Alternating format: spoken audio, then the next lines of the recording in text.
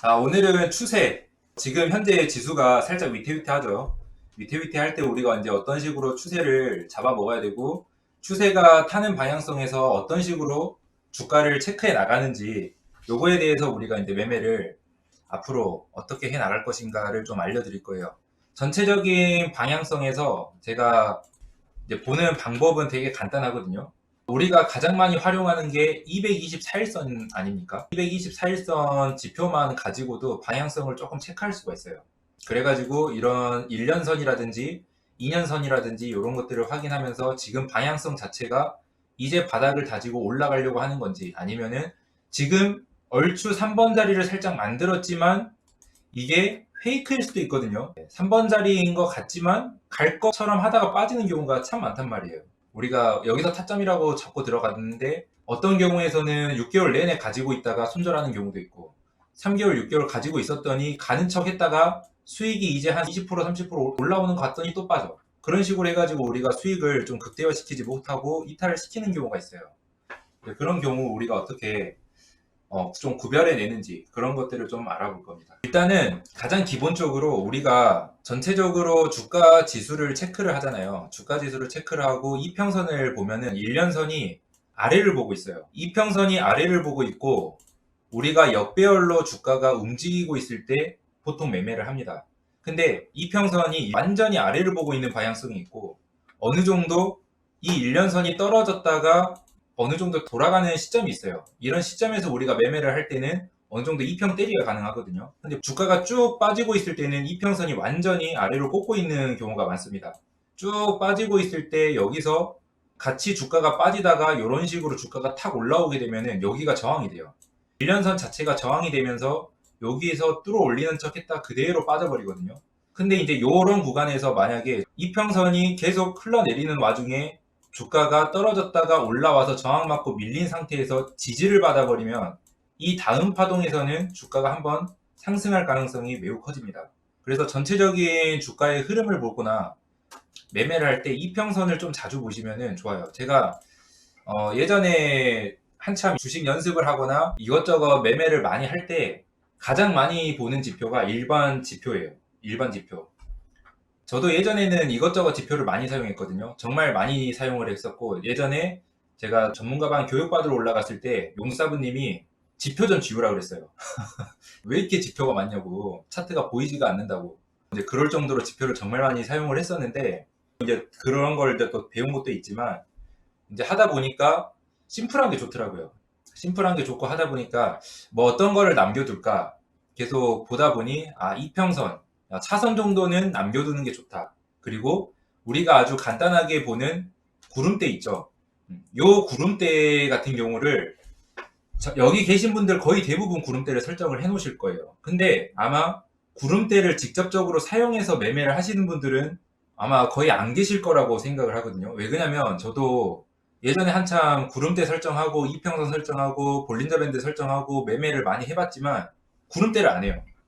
매매를 안 해요. 구름대를 가지고 볼린저 밴드를 가장 많이 활용을 하죠. 볼린저 밴드를 뚫으면 타점이니까 뚫었을 때 들어가가지고 이평선 손절 라인 잡고 급등하는 라인에서 익절하고 끝이잖아요. 그죠?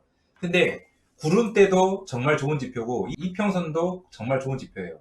그러니까 보편적으로 우리가 매매를 할 때 지지와 저항을 보잖아요. 근데 여기서 이제 가장 중요한 게 뭐냐면 초보자분들이 가장 신경 써야 되는 부분은 사실 지지잖아요. 그죠?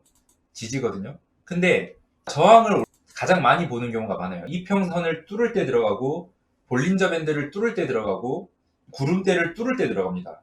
그죠? 근데 그게 아니라 사실 뚫는 거는 다 할 수 있어요. 뚫는 거는 다 할 수 있고 매직봉도 뭐예요? 다 뚫어요. 다 뚫어놓고 주가가 다시 한번 쭉 올라왔다가 떨어져가지고 지지받고 안착해서 주가 다시 가잖아요. 근데 보편적으로 우리가 들어가는 자리는 여기란 말이에요. 거의 대부분 사람들이 여기서 매매를 합니다.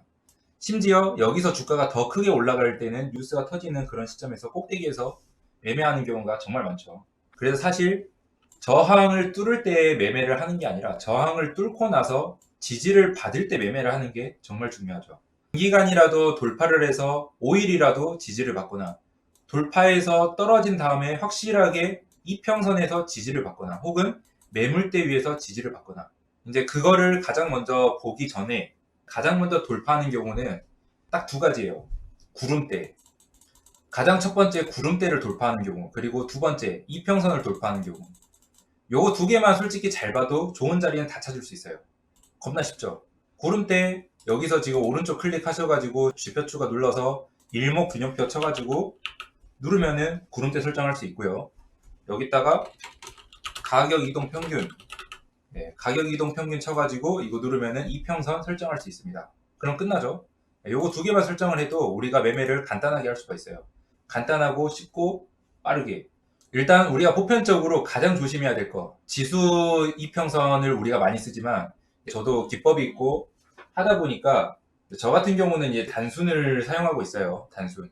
제가 단순 이평선을 사용하는 이유는 지표를 한참 공부를 하다가 그냥 문득 이런 생각이 들더라고요. 왜 내가 이때까지 이것저것 연구를 한 이런 지표들을 내가 수치를 왜 바꿔야 되나?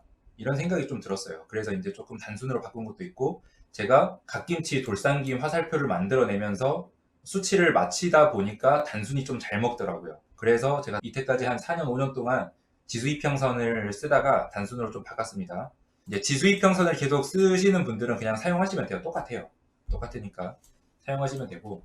자, 일단은 우리가 가장 먼저 봐야 될 거, 이평선의 기울기를 보시면 됩니다.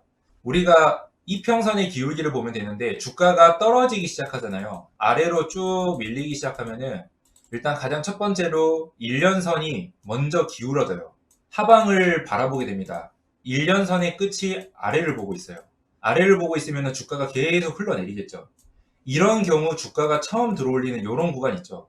이런 구간에서 3번 자리라고 들어가면은 꼭 물리는 경우가 많고 손절이 나오는 경우가 많습니다. 이런 구간에서 한번 들어올리는 파동 지나고 지지를 받기 시작하면은 이때부터 이평선이 기울어져 있던 게 그 다음 조금 돌아가기 시작해요. 돌아가기 시작하고 이 이평선 위에서 주가가 지지받기 시작하면 그때부터 다음 파동이 나오기 시작합니다. 근데 멀티 캔버스라는 종목은 지금 주가가 떨어지면서 이평선이 기울어져 있죠. 이평선이 기울어져 있고 지금 바닥에서 들어올리면서 저항을 맞고 있어요.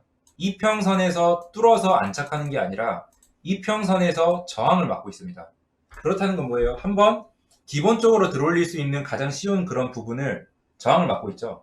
저항을 맞고 있기 때문에 이 저항 맞는 부분에서 떨어져서 밀리고 있어요. 여기서도 이평선을 뚫었네 라고 볼 수는 있지만 여기서 분명히 저항을 맞았어요. 그러면은 여기서 선을 한번 딱 그어보면은 여기도 저항대가 되죠. 이평선을 분명히 뚫었지만 저항이 된단 말이에요. 그러면은 우리가 여기서 알 수 있는 건 이평선을 뚫었지만 얘가 돌파해서 급등할 수 있는 여력은 좀 부족하다. 이런 게 먼저 파악이 되면은 여기서 우리가 매매를 접고 기다릴 수 있는 이제 그런 매매를 하실 수가 있습니다. 여기서도 마찬가지로 딱 여기 딱 정해졌잖아요. 여기가 저항대다. 39,000원. 여기서 이평선이 저항대라는 걸 알려줬어요. 그러면은 이 저항대를 하나 끄어. 여기서 끄어요. 그럼 여기 뚫을 때 우리가 언제? 여기 뚫을 때 타점 잡으면은 쉽다. 그죠? 여기 뚫을 때를 보면은 이평선이 어떻게 되어 있습니까? 여기서 주가가 쭉 빠지다가 이제 살짝 돌려서 이평선과 2년선이 만나면서 정배열을 만날 때쯤 되죠. 만날 때쯤 되니까 주가가 어떻게 돼요?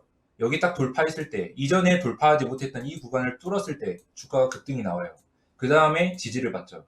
주가가 저항을 뚫을 때가 중요한 게 아니라 뚫고 나서 지지를 받아야 돼요. 얘 같은 경우 지금 추가 상승이 나와줬고 지지를 받죠. 여기서 계속 지지를 받는단 말이에요. 그러면 주가가 한 번 더 상승을 합니다. 여기서부터 뭐가 나와요? 여기서부터 뭐가 나온다? 추세가 우상향으로 바뀐다. 쉽죠? 겁나 쉽지 않아요? 그러니까 한마디로 이평선이 쭉 떨어질 때 주가가 쭉 빠지더니 저항을 맞았어요. 뚫어야 되는 자리를 저항을 맞았어요. 그러니까 여기가 하나의 저항대가 형성이 돼버리죠. 끝났잖아요. 여기가 지금 저항이란 소리잖아. 그럼 여기를 뚫으면 뭐가 된다? 급등 또는 추세가 나오겠죠. 그러니까 이 구간을 뚫을 때 우리가 매매를 하면 쉽다. 이제 더 나아가서 우리가 이평선을 적극 활용하면은 여기서 저항을 맞고 빠지는 자리에서 다시 한번 골파기가 들어갔으니까 들어올리고 본전을 줄 때 이평선에서 저항을 맞는 자리였던 게 이평선에서 지지를 받으니까 더 아래에서도 매매를 할 수가 있겠죠. 이런 식으로. 이평선 방향성이나 이평선에 대해서만 잘 알고 있어도 우리가 타점을 쉽게 잡을 수가 있어요. 그리고 매매가 너무 쉬워져요. 엄청 쉬운 매매인데 너무 어렵게 해요. 그죠?